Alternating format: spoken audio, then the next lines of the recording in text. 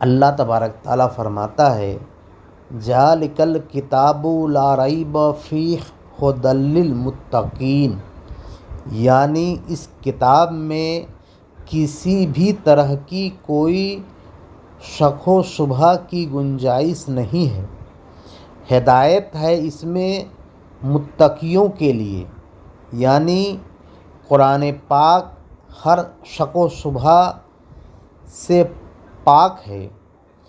جو قرآن پاک میں کسی بھی طرح کا شک و شبہ کرتا ہے وہ اس آیت کا منکر ہے جو کفر ہے۔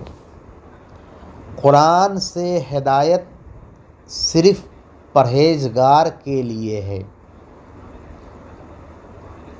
گمراہ ہدایت سے محروم ہے، اسی لیے گمراہ کو قرآن پاک میں غلطی دکھائی پڑتی ہے۔